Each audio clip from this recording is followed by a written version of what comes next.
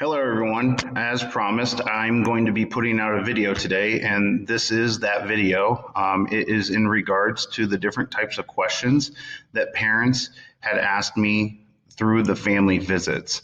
I decided to, rather than send this out, discuss this video or discuss the concerns through video. We had a large group discussion this morning at 9 a.m. to iron out a lot of the different questions that many of the parents had while they were attending their parent meetings.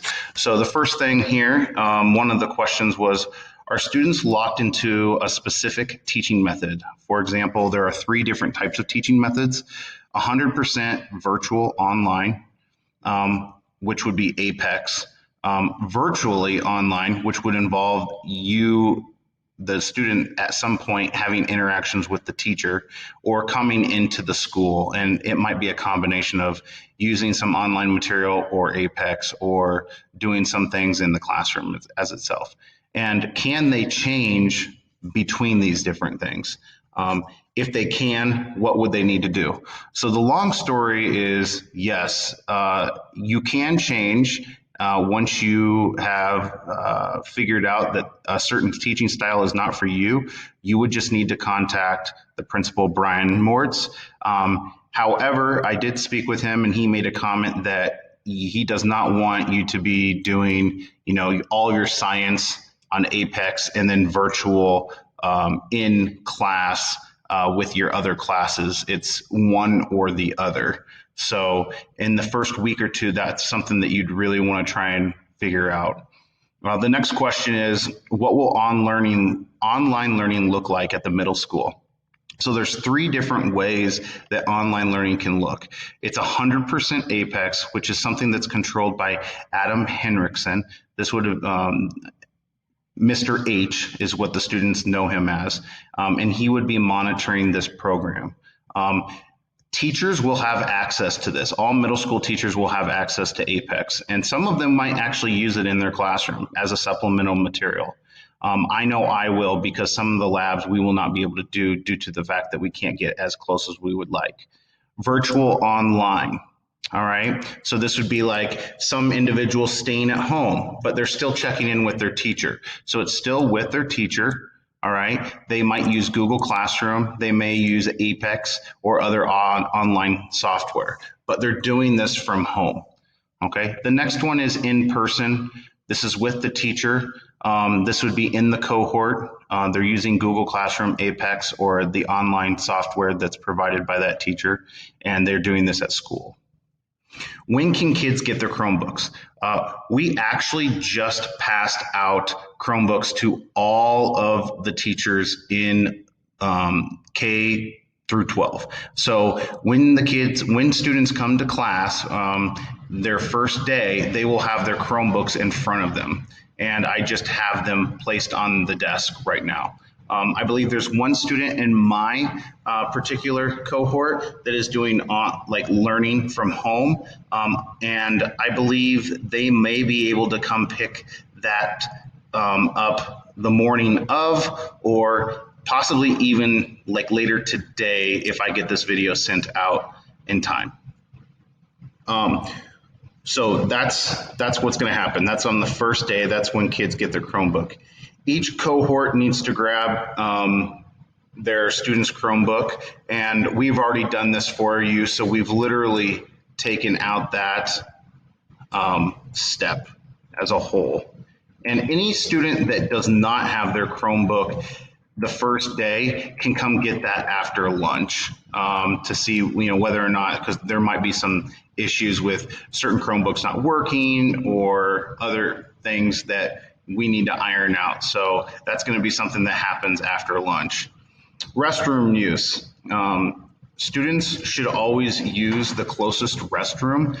We had a problem last year with students moving to the furthest away restroom or using the restrooms that were in the locker room. You're not supposed to be going to the locker room. In fact, the locker room will be entirely locked down from the hours of school operation. And then they will need to sign out and sign back in. I know that this seems sort of old school, in a lot of ways rather than taking a pass, but this is something that the kids will need to do this year. Um, can we use lockers? Yes. But the idea is that you're going to be using the lockers for non-essential material, so hats, boots, lunches, and any kind of sports material. However, at the end of the day, whatever you put in your locker must always be cleaned out. So the goal is to try and keep everything in your book bag as much as possible. You can have water bottles, and I will get to this a little bit later. You can, eat in the classrooms if the teacher desires, but it's going to be kind of up to the teacher at that time what classroom they're in. So, but lockers will be something that are going to be kept at a minimal. So at the end of the day, they should be always cleaned out. And if they're not being cleaned out, then that's when we would kind of step in and ask the student to clean them out. The goal is that if we were to have to go to online learning 100%, we wouldn't have to come back into the classroom or school and basically look through all the lockers and get any material out in order for you to continue to do school. So this leads me into the next one, number 6. Are food and drink allowed in the classroom? Yes, but nothing can be shared, and this could change depending on the teacher in the room. For me personally, I'm okay with having drink, but I do not feel comfortable with students eating, sharing, food, or saying, "Hey, I have this granola bar. Can I trade it for something else?" I really want to keep all of that to a minimal. And so, in my homeroom, if I'm in that classroom, those are my rules. If I go to another classroom, it's going to be the same thing. So that's sort of where I sit on that idea of use of food and drink in the classroom. Can students bring their own sack lunches? Yes.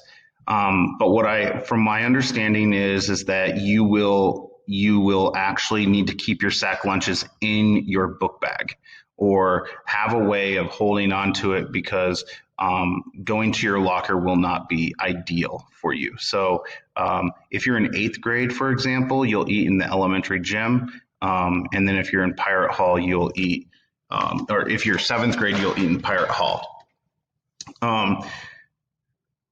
Ideally, if you're going to like FCS, or if you're going to gym, or if you're going to any of those non-core classes, even for example, lunch, you wouldn't take your book bag with you, okay? So at the end of the day, you can take your book bag to your last class because then you leave from that last class, but you would not take your book bag throughout the day. Your book bag would literally remain in your classroom, and your book bag would act as your locker for all of your school material. Okay, scheduling. So day 1, students cannot enter the school until about 8:10 a.m. and that's when the doors open. 6th through 8th grade will go through the middle school doors, and the high school will go near the doors near the main office, the main high school office. All elementary students will go through the doors near the elementary office. Kids can move around in the room, but they still need to social distance. Mr. Mortz mentioned that you guys are not going to be required to sit at your table the whole time. If you would like to sit down on the ground or move around, that is 100% plausible. The only thing is that when you get up off the ground, that you'd want to re-sanitize your hands. Outside of every room, there will be ways to sanitize. You're more than welcome to move your chair around. So, we're not trying to constrict you to just one little cubicle the entire time. We understand the situation. End of the day dismissals. So if you're doing parent pickup and sibling pickup, you will be dismissed at 3:15. If you are going to be walking home, you're going to be dismissed at 3:18. And then bus schedules will be dismissed from 3:20 all the way down to 3:26, depending on what bus you actually drive. High school drivers will not be dismissed until 3:30, which is basically after all of the buses have left. So what will the first day look like? First day of school, you're going to attend your cohort. There's going to be a series of different meetings where we can talk about this to all the students. There's probably going to be some get to know you kind of activities, going over some procedural guidelines that we have to follow, just general rules. But we are going to probably try and make it as fun as possible as we bounce from area to area. We want the students to feel as comfortable as possible, but we also know that the teachers are going to be adjusting as well. So like, many of us have said in the past, we're all in this together. And if you have any other questions, please let me know. I think I hit all the questions from most of the parents. And this is what a virtual lesson would look like if I were to be teaching something very similar to this. So if you have any other questions, let me know, email me. I'm free and can't wait to see you guys.